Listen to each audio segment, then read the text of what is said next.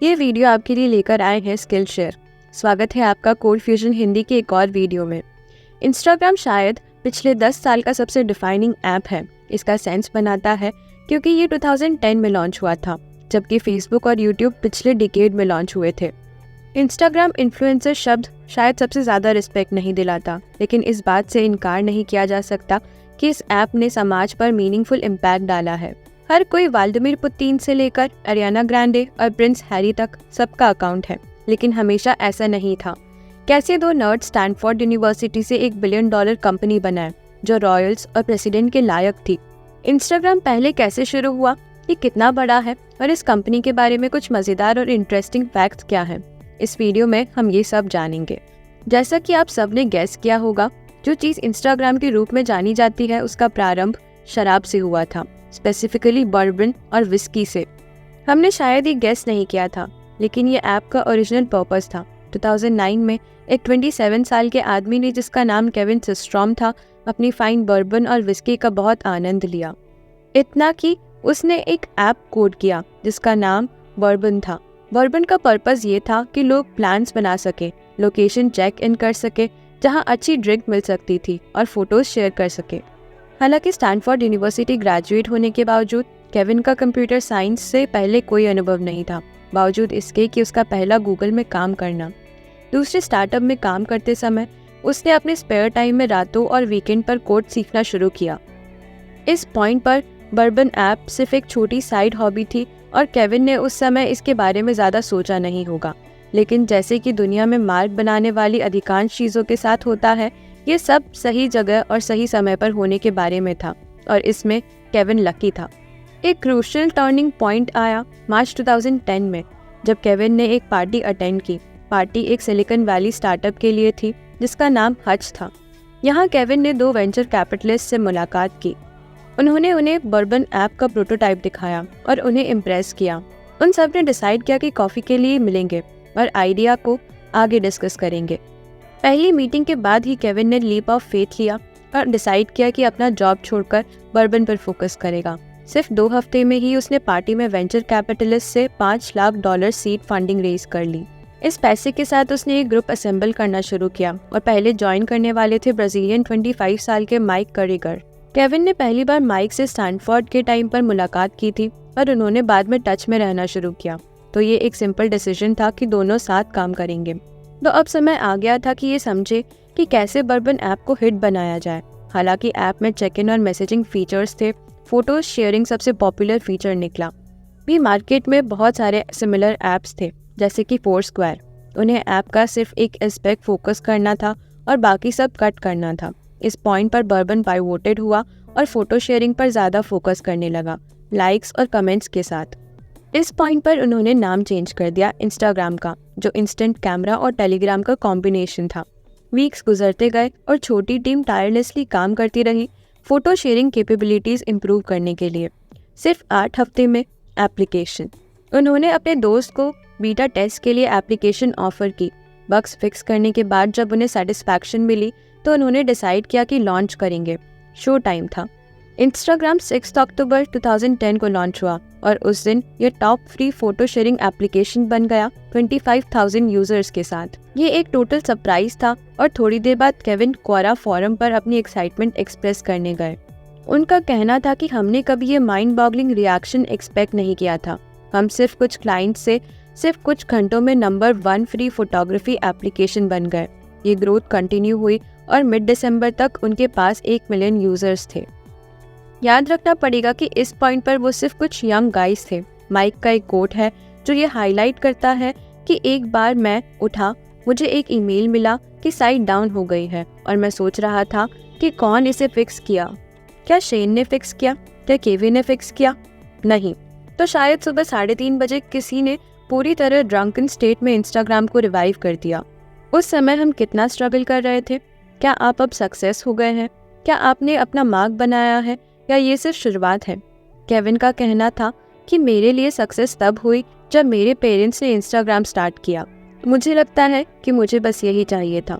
जिस पल आप कुछ बनाते हो जो आपका परिवार प्यार करता है और यूज़ करता है, मतलब उसे कैसे यूज़ करना है और रोज़ यूज़ करता है, आप जानते हो। लेकिन आप जानते हो, प्रोफेशनली ऑब्वियसली हमें बहुत ग्रोथ करनी है। मुझे लगता है कि 15 मिलियन अच्छे हैं, 1500 मिलियन बेहतर हैं और 500 मिलियन तो और भी बेहतर हैं। तो आप जानते हो, हम अपनी कंपनी के शुरुआती दौर में हैं। अगर हम एक 100 साल की कंपनी बनाना चाहते हैं तो हम 1 साल से चल रहे हैं, तो ये सिर्फ आइसबर्ग का टिप है। इंस्टाग्राम का यूज़र बेस एक्सपैंड हो गया है और इन्वेस्टर्स जल्द ही नोटिस करने लगे। 2011 की शुरुआत तक कंपनी की वैल्यू $25 मिलियन थी। इस समय उन्होंने मोटर स्टाफ को ऐड किया। ट्विटर के जैक डॉर्सी ने उन्हें खरीदने की कोशिश की, लेकिन $500 मिलियन प्राइस टैग को फाउंडर केविन के लिए काफ़ी नहीं था। मार्च 2012 तक एप्लीकेशन का यूज़र बेस 27 मिलियन तक पहुंच गया। अप्रैल में फेसबुक ने उन्हें $1 बिलियन में खरीद लिया। मुख्य अरेंजमेंट ये था कि इंस्टाग्राम ऑटोनॉमस रहेगा और ये हमें मॉडर्न एरा में ले आता है जहां इंस्टाग्राम उबिक्यूटस हो गया है। क्या आप सपना देख सकते हैं कि आप जहां हैं वहां पहले थे?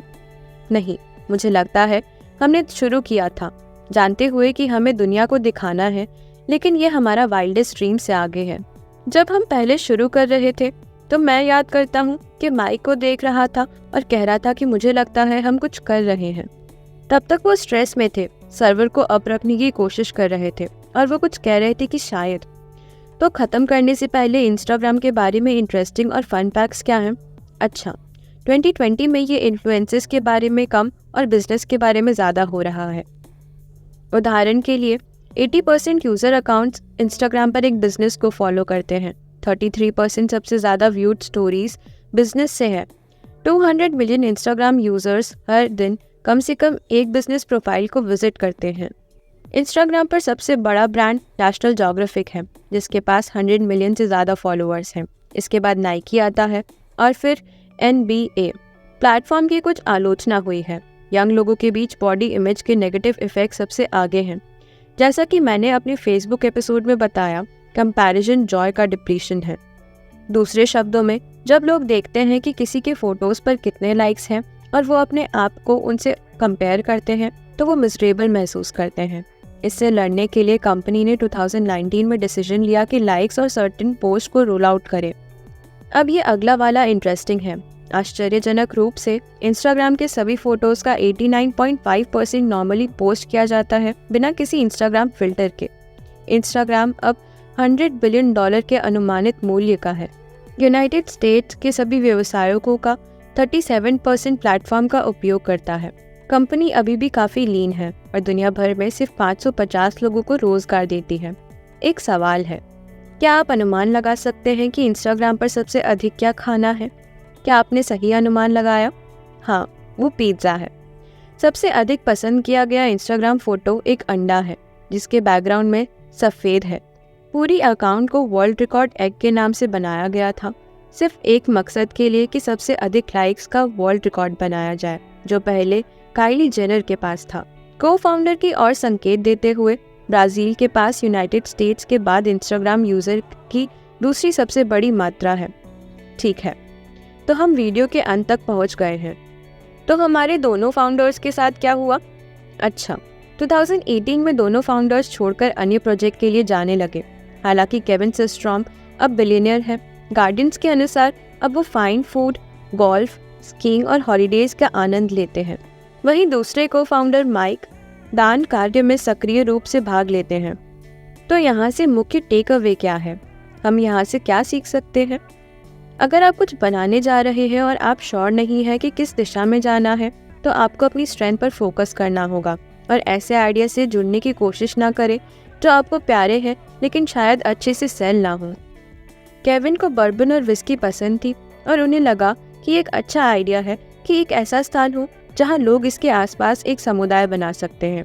लेकिन जब उन्होंने देखा कि लोग ऐप का मुख्य रूप से फोटो शेयरिंग के लिए उपयोग कर रहे हैं, तो उन्होंने डिसाइड किया कि पाइवॉट करें और बाकी सब कट कर दे, और ये निर्णायक मूव था।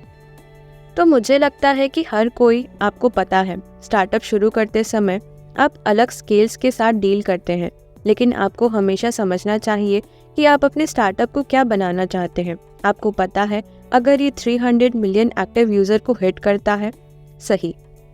और मैं याद करता हूँ कि मैंने ट्विटर के लोगों से बहुत पहले बात की थी और एक व्यक्ति विशेष से।